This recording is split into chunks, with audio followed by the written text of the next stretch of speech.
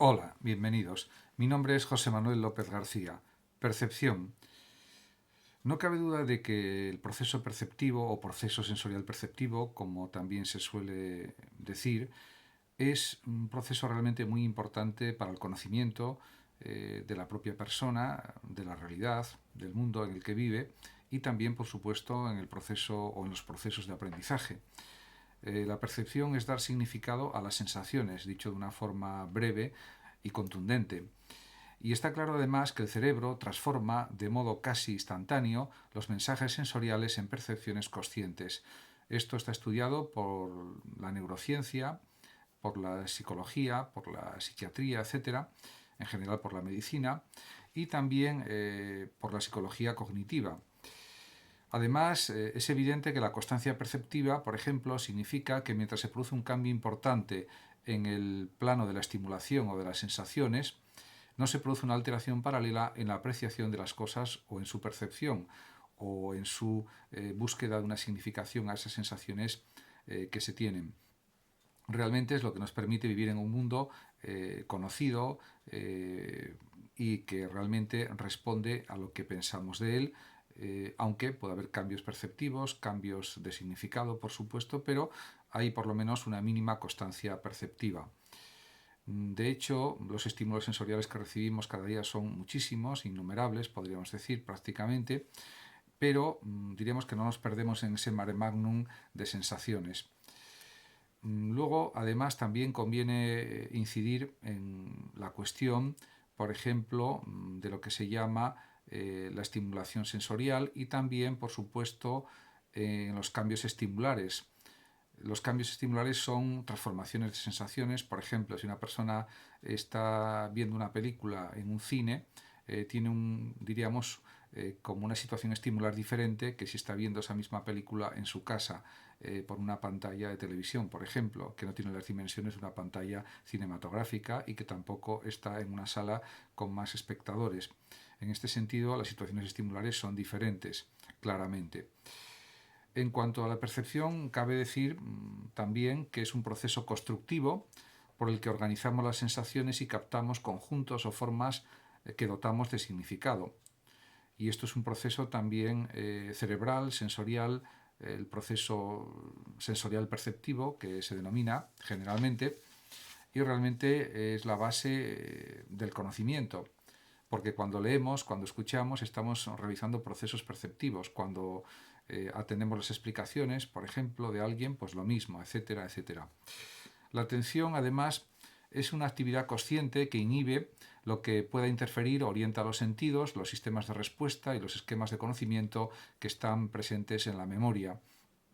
En cuanto al proceso visual, cabe afirmar que la vista, ya lo decía también el propio Aristóteles hace 2300 y pico años, es el sentido más importante.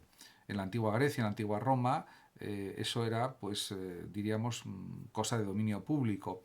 Pero realmente, después de la vista, el sentido más importante, ya desde la antigüedad, es el oído, la escucha, diríamos, la audición.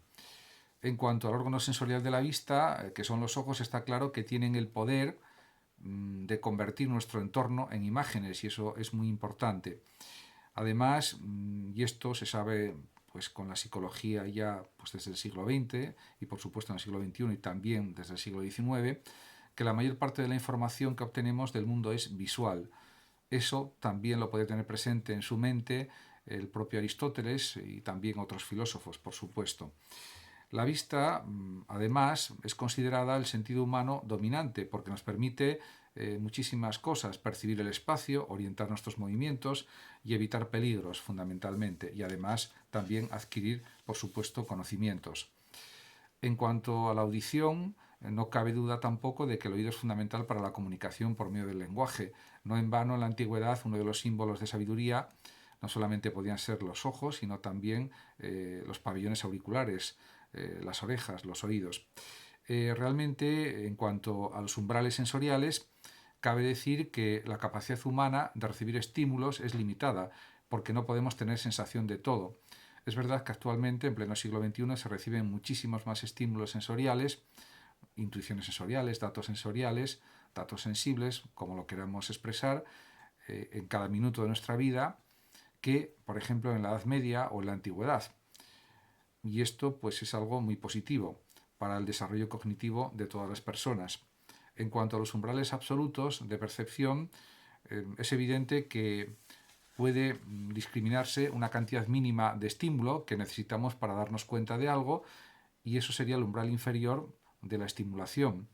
Y también se puede definir o determinar la cantidad máxima de estímulo que podemos recibir, es decir, el límite superior por encima del cual no podemos tener más sensaciones, cuando hay una luz demasiado fuerte, un sonido demasiado fuerte que nos molesta o que incluso nos puede perjudicar. En este sentido, los psicólogos, los especialistas en estas cuestiones, pues han analizado esto de una manera muy minuciosa y muy concienzuda.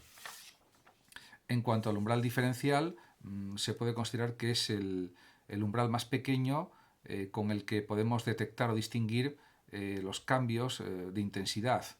Y esto supone que puede ser mayor nuestra sensibilidad si somos capaces de distinguir diferencias de sonidos o de claridad, etcétera, etcétera, etcétera, y eso es la prueba evidente de que es mayor nuestra sensibilidad. En cuanto a la agudeza perceptiva, supone que para percibir algo necesitamos un bagaje previo que permite entender lo que percibimos. Por lo tanto, esta agudeza perceptiva también se puede medir, lo mismo que, por ejemplo, en psicología, la rapidez perceptiva o rapidez perceptual también se puede medir con distintas pruebas o test que son realmente pues, ingeniosos y también pues, muy efectivos. Por otra parte, también es indudable que a veces el sistema perceptivo de cualquier persona comete errores, incluso de las personas que distinguen con mayor capacidad perceptiva. Y también es algo claro que el cerebro organiza la información que proviene de los sentidos y otorga o da un significado a las sensaciones. En relación con la psicología, hay una rama del conocimiento psicológico que es la psicología cognitiva, que investiga cómo las personas desarrollan procesos para obtener información y representarse el mundo, y cómo dichas representaciones determinan la conducta. Por lo tanto, la psicología cognitiva se ocupa de entender cómo procesamos la información con los sentidos, con los 5 principales sentidos, pero también con otros, y también qué es la memoria, qué es la imaginación, qué es la inteligencia, qué es la percepción precisamente, qué es la atención, etcétera, etcétera. La sensación podemos decir que consiste en detectar algo sin saber qué es, mientras que la percepción es reconocer un objeto o hecho específico. En cuanto a la percepción, también puede concebirse como una especie de operación de diferentes niveles. En un nivel superior se agrupan las características de algo que se está observando y sirve para configurar objetos y escenas en las que se requiere la intervención de esquemas interpretativos. Diríamos que la función interpretativa es muy importante en todos los procesos atencionales y perceptivos, y también en la captación de las sensaciones, por supuesto. En relación con las ilusiones ópticas, de las que están catalogadas pues, bastantes y determinadas en su significado varias, es uno de los temas que trata generalmente la psicología perceptiva o psicología de la percepción. Pero si vamos a lo que significan las ilusiones, se puede decir que son discrepancias entre lo que percibimos y la realidad objetiva. Además, el análisis de las ilusiones ópticas o distorsiones perceptivas sirve para conocer de primera mano los mecanismos del cerebro al construir hipótesis sobre la realidad tanto interna como externa. Además, es verdad que existen varios tipos de ilusiones. Las primeras podríamos denominarlas por falta de atención o clasificarlas como las causadas por la falta de atención, y son frecuentes en la vida cotidiana y afectan prácticamente a todas las personas, en alguna medida mayor o menor. Además estarían lo que se denominan ilusiones catatímicas, en las que por causa de esta ilusión o de esta perturbación en la captación de la percepción, deforman los objetos o situaciones por influencia de los sentimientos y emociones.